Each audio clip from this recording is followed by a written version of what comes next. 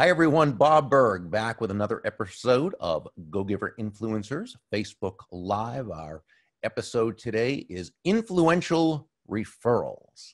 And we're going to have a lot of fun with this one because I think all of us in sales, we know intuitively that referrals are a great way to run a business. I like to say that with a referral-based business, your business becomes a lot more fun, a lot less stressful, and a lot more profitable. Again, we know that. So if that's the case, why do most salespeople, even good ones, sales professionals, top producers who I've met and spoke with, why they don't necessarily ask for them and obtain them to the degree that they should?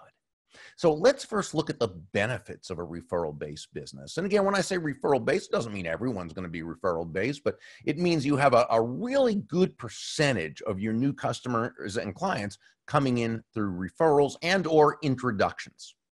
So what are the benefits of a referral-based business, referral-based prospects? Well, I think there's four. There's a lot more than four, but they tend to boil down to these four. The first is with a referral-based prospect, it's simply easier to set the appointment. Why? Because you're going in on borrowed influence. So while your competitors are having to call and send and email and stop in and do all the things that to try to attract this person to get their attention, you've already got it. You start here and you kind of go over the rainbow to that pot of gold, which is a qualified new prospective customer or client. You're in there due to borrowed influence. This is someone who this prospective customer or client already knows, likes, and trusts, and they've helped you get in the door. So that's the first part. It's just simply easier to set the appointment. The second benefit of a referral-based prospect is that price or fee tends to be less of an issue. Now, that doesn't mean it's not an issue or it's a non-issue, but it's less of an issue. Why? Because again, you're going in through borrowed influence and some borrowed trust. And because of this, you're able to sell on value rather than try and sell on low price. And we've talked about this before. When you try to make low price your unique selling proposition, you're really positioning yourself as nothing more than a commodity. So when you sell on price, you're a commodity. When you sell on high value, you're a resource. And your goal is to become their trusted resource. The third benefit of a referral-based prospect is simply that it's easier to complete the sale, complete the transaction. Why? Well, this is, again, because of borrowed trust or what we call vicarious experience. So this person hasn't done business with you directly, but someone who they know, like, and trust has said, yes, this is the person you want to talk to. This is the sales professional who's going to take care of you. This is the sales professional who's going to make your interests their interest. Okay. And so it just, because of that, it's simply easier. You're 9 steps ahead of the game in a 10-step game. And so those three benefits, those enough are sufficient to want to develop a referral-based business. But I think there's one more that maybe even bypasses those three. And that's this. With a referred prospect, he or she is already of the mindset that that's how you do business, because that's how they met you. So to them, providing you with referrals afterwards is going to be a much more natural part of the process. So there's going to be less internal resistance on their part. Again, that's how they met you. So in their world, in their paradigm, you're a person who meets people through referral. Okay, you set the appointments through referral. You sell on high value as opposed to low price. You complete the transaction when appropriate, and you then receive additional referrals. Okay, so it just becomes a natural part of the process for that person. So those are the reasons. Now, let me just look over and see if there's any discussion going on. Feel free to ask any questions or make any comments if you'd like. Shannon Farabee, of course, is doing the monitoring the discussion. Thank you, Shannon. Appreciate that. Kathy is traveling today. And let's see. So if that's the case, if the benefits of a referral-based business are so overwhelming, why do so many people, including top producing pros, not ask for them? Well, I believe it all comes down to fear. And the reason I say this is because understanding just how beneficial referrals and introductions are, if it wasn't a matter of fear, why else would someone not ask? Okay, and do what it takes to make referrals an absolute part of their business process.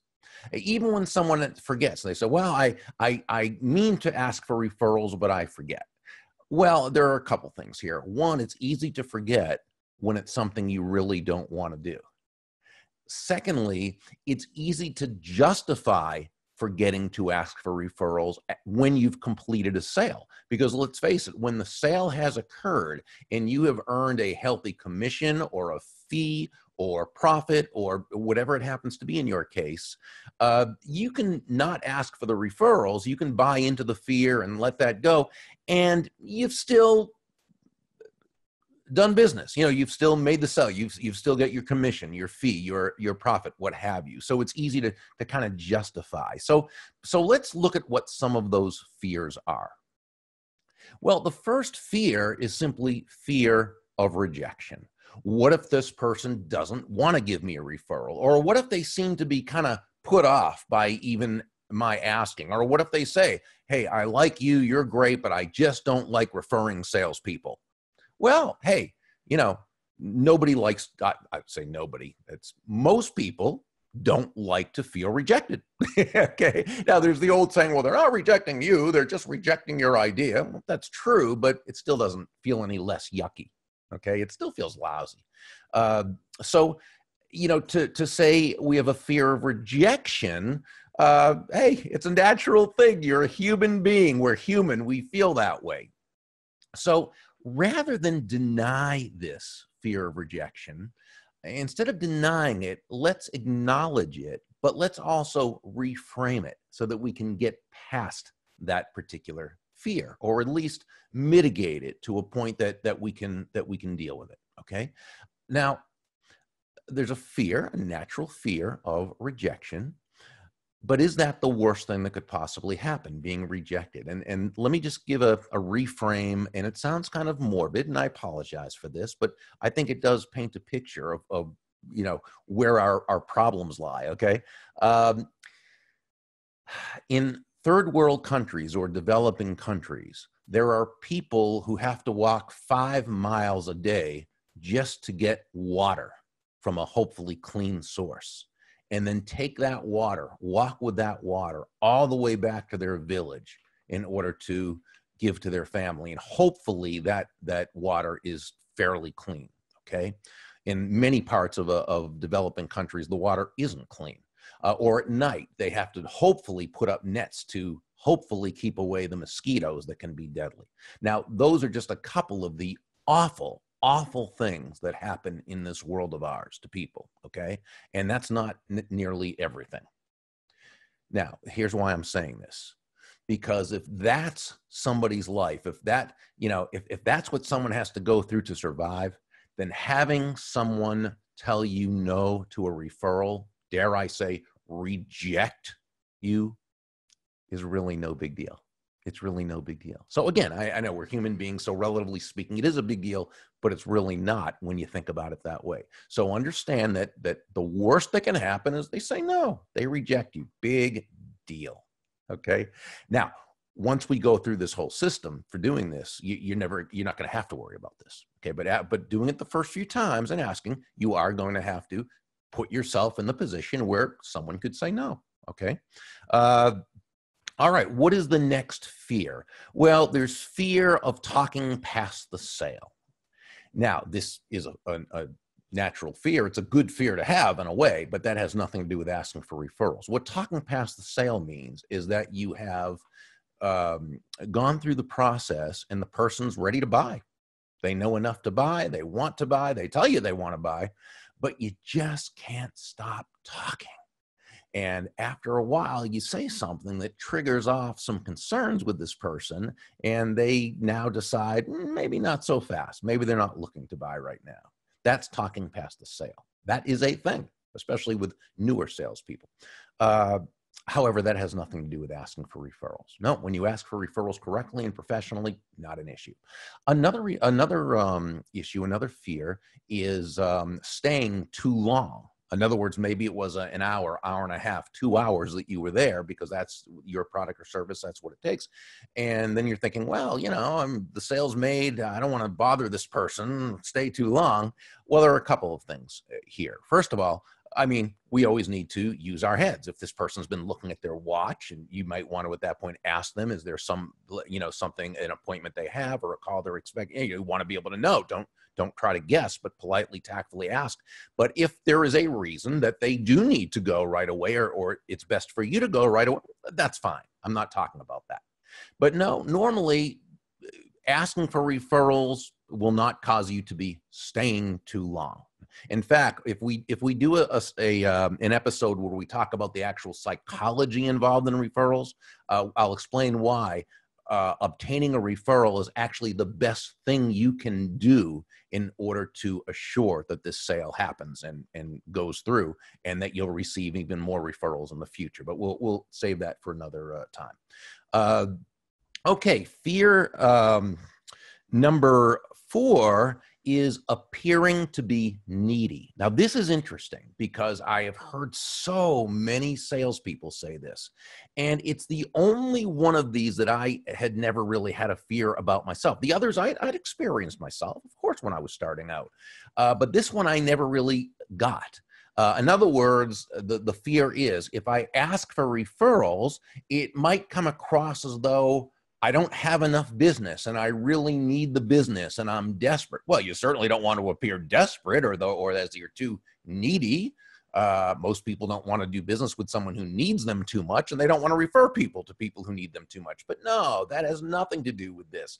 What you do is you come across when you ask for referrals as a person who is confident in themselves, confidence in their product or service or idea, and knows that they're helping people, and that part of their process is to ask for and obtain referrals. So, and again, we're going to talk about how to word it so that that's not going to be an issue.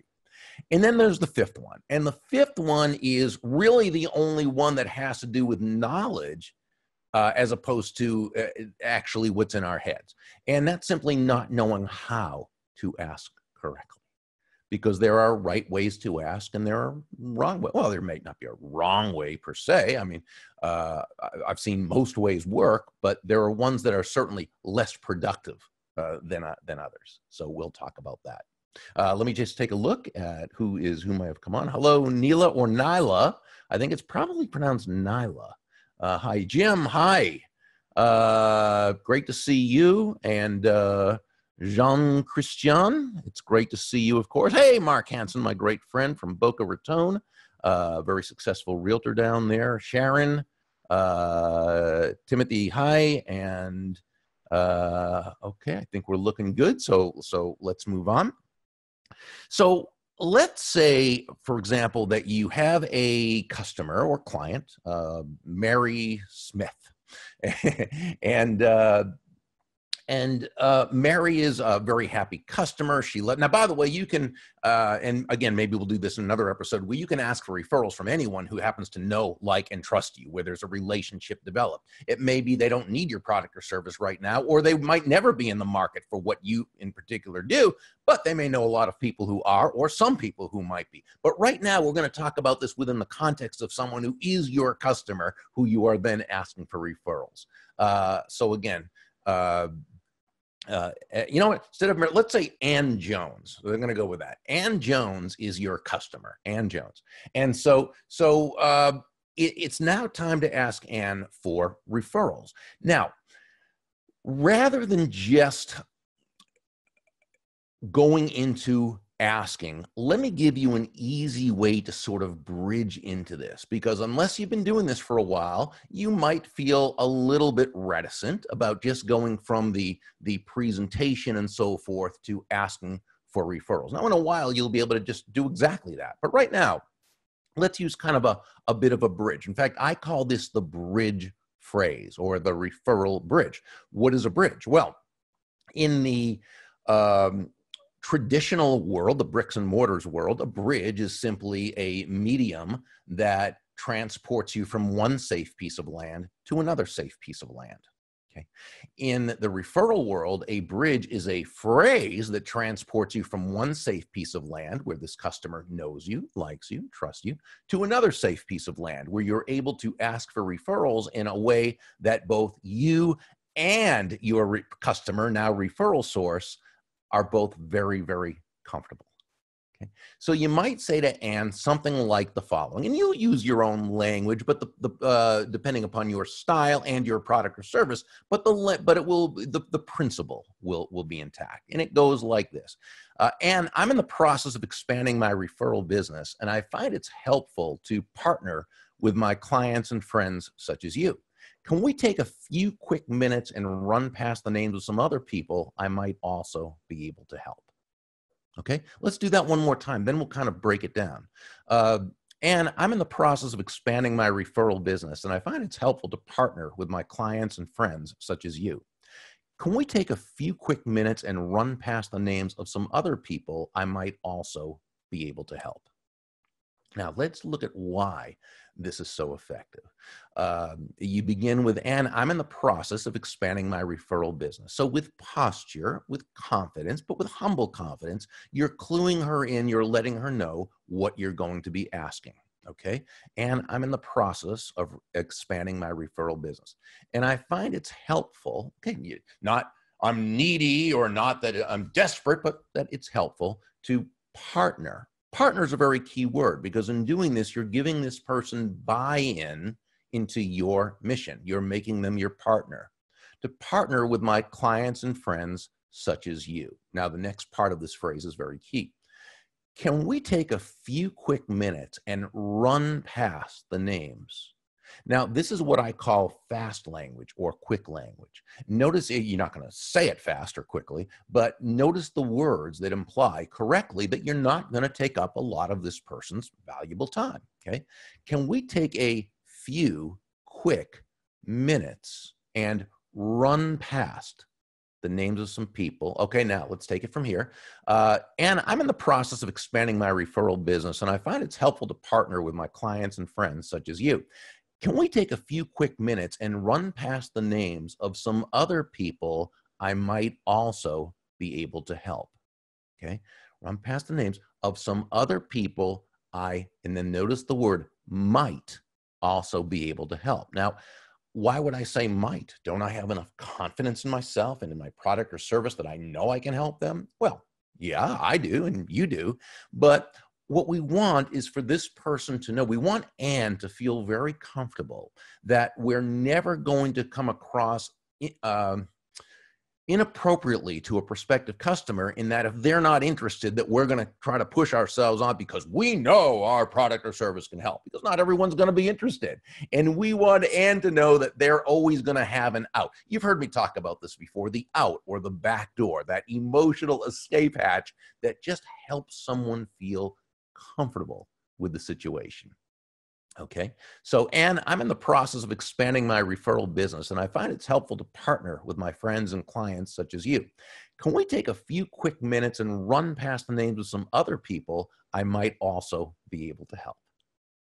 Now, she might answer a couple different ways. So let's look at each one. She might say, well, yeah, I would, but I really can't think of anybody right now. Now, at this point, what we say, and again, we never become defensive about it. We don't interrupt. We let the pause take place, and then we say, oh, that's okay. I'm going to give you a couple helpful ways to come up with people who you think might be interested. And if you do, great. If not, that's okay too. We can always do it another time. Boom. Okay. So again, we've made her feel very comfortable. There's no pressure, and there's really not. But again, the bigger the out or back door we give someone to take, the less they feel the need to take it. That is so key. Now, the other way she might answer is Sure, that would be fine. Now, she also might answer no, and that's okay too. If you start to do this enough, you don't have to have referrals right now from everyone. First, you can always go back later on, but there's no pressure on you. See, business only gets scary when you begin to run out of people to talk to. You know, when you say, who do I talk to next now that my original list of names has run out? That's scary. But when you begin doing this, you're going to start getting so many highly qualified referrals and then turning those referrals into new business, into additional referrals, that you're never going to run out of new qualified people. It's just going to be a matter of who do I choose to work with. Okay. So, but let's say in this case that she said, yeah, sure, that would be fine. You know, I really love this product. Okay. So now comes the actual asking. There's a couple things though that we need to do.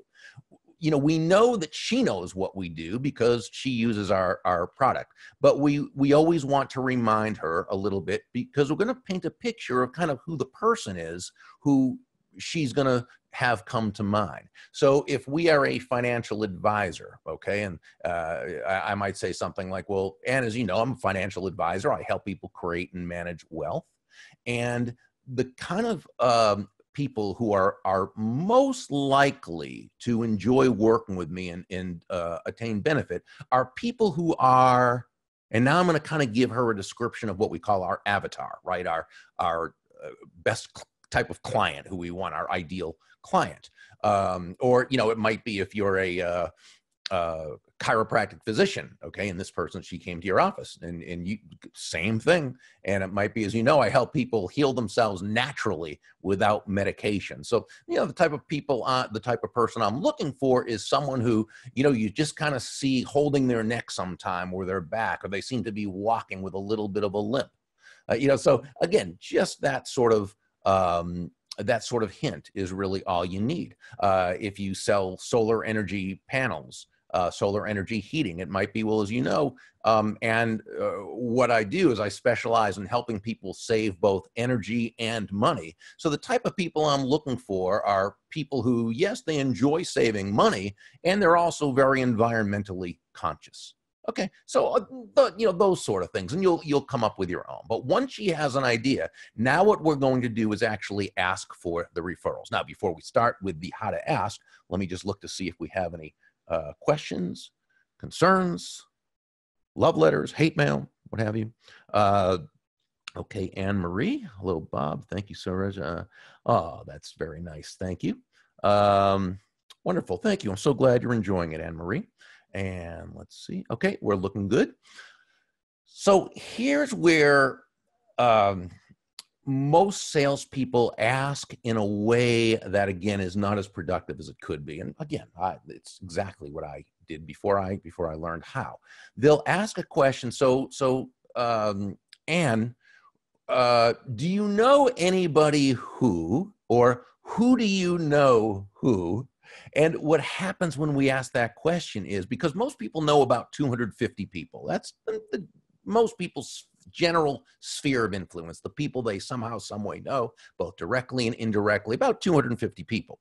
So when we say, do you know anybody who, or who do you know who, a collage of 250 nameless, faceless people go dancing past their head, and they can't identify anyone. And so what they do is they say, well, I can't think of anybody right now, but when I do, I'll call you or let you know. Now, when I speak at a conference and I say this, and I see people's heads start, and I'll say, now, how often do they actually call, or no, what I say is, do they ever call you or let you know? And we all laugh because it just doesn't happen. Now, it might once or twice, but you don't want to build a career on that. So again, it's not their fault. We haven't given them a way to win. We haven't created the environment for them to be able to win, to come up with good names.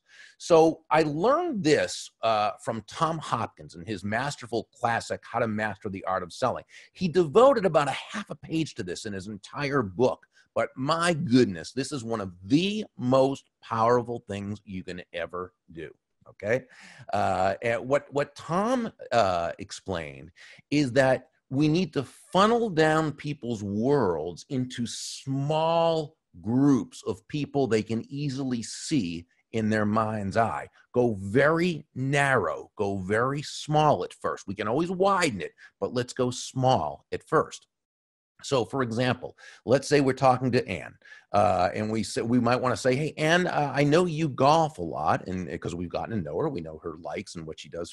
And she says, "Oh yeah, I'm out there every Sunday afternoon." We might say, "Do you golf with different people every time, or the same four?" She says, "Oh no, same four people every time. Myself and Harry Brown and Dr. Mary Ruart and Michael Cloud, the four of us. We've been golfing buddies for years." Boom! She has just given you 3 people's names. 3 names, okay? Now, you want to say, would Harry or Dr. Mary or Michael, do you feel any of those 3 would be, and you might say, open to or might need to, or however it is with your product or service. You use your own language. Now, it might be all 3 of them, maybe none of them, maybe one of them, maybe 2, but that's okay.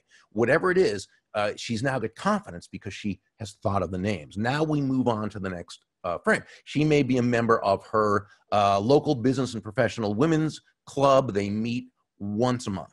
Now, we don't say, is there anyone in your BPW, Business Professional Women's Club, because it could be too big, an organization. But what we might instead say is, Ann, is there anyone in your club who you're particularly good friends with? Maybe you sit next to them every meeting. Maybe you serve on a committee with them. She goes, well, there's 2 people, so-and-so and so-and-so. Now, let's go one more frame. We know she is the chair of the board of directors of her local animal shelter. So we say, Ann, how many people serve on the board with you? She says, oh, myself and 5 others. 5's a good number. She can picture 5. So we might say, Ann, picture those 5 people in your mind's eye, just kind of one at a time. Which of them, if any, remember, if any, because again, we're giving her the out or the back door. We're not uptight about it. We're not desperate for it. If these are good people that she wants to recommend, great. If not, that's okay. Which of them, if any, or which of these, if any, do you feel might benefit from or be open to, or again, however you would say it. Now, within those frames, there's going to be one at least. There's probably going to be a few, actually, okay? But there's definitely going to be one. Not definitely, of course. I'm sorry about that. Let's take that back. It's not definite, but there will probably, the odds are wonderful that there will be at least one. And that's all you need, because now she has the confidence. She's come up with the name. So now you can use some other frames, other funnels if you want, or depending upon your product or service, you can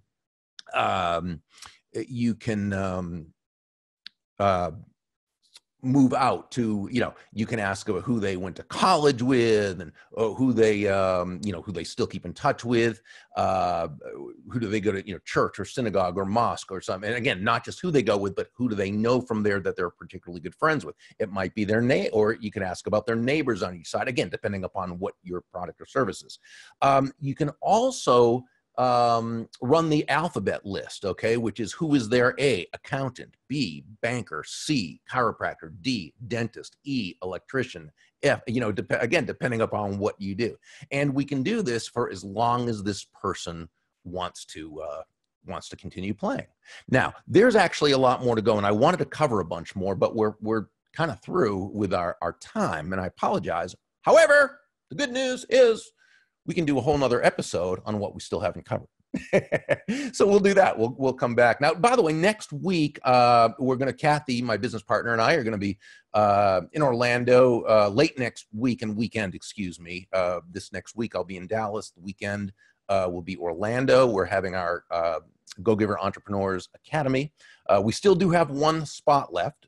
Remember, we had filled up, and then one person had to move to the November one. So if you are interested, email Kathy, Kathy with a K, Kathy at thegogiver.com. I'm sure Shannon will put that in there as well. And let's see, actually, let me take a look now to see if there's anyone. What if people say they need to check with referral first to see if it's okay to reach out to them? Yeah, and that's a great question. You know what?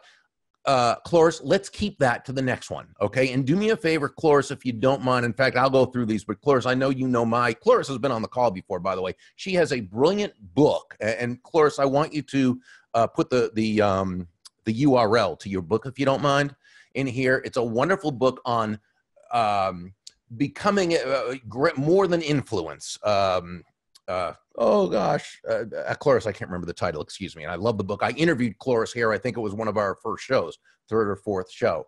But it's a wonderful book. So Cloris, do me a favor, email me with that question. And I'm going to also look at some of the other questions because there's a whole lot more. I mean, when it comes to referral-based business, there's tons we can talk about. And again, once you begin doing this, your business becomes such a joy. Diane, thank you for your kind words. Timothy, thank you. Andrew, great to see you too. Okay, let's see. Also, if you have not done so yet, join our Facebook Go Giver Influencers group. It's a lot of fun. Great people there. And Kathy Tajan will post a quote from one of John David Mann's and my books every day. Let's see. You can also, if you are a speaker or a coach and you would like to look into becoming on our team, one of our certified Go Giver speakers, go to gogiverspeaker.com. And Shannon, if you can put the link up there. And I think, by the way, at thegogiver.com, check out the Go Giver podcast, which we have every Tuesday. This weekend was what a great one with Randy Gage. Fantastic information on creating your prosperity. And let's see. I think that is about it. Hey, it has been a joy being with you. It always is. Again, there will not be one next week, but we'll be back after that. And we have got some wonderful, wonderful guests lined up who you're going to love. And then about a month from now or so, we'll do the rest of the referral one, and we'll cover these great questions and some of the other issues. So I wish you a fantastic, wonderful rest of this week and all next week. I look forward to seeing you a couple of Thursdays from now. Make it a great day, everyone. Just so great to have you with us. Bye-bye.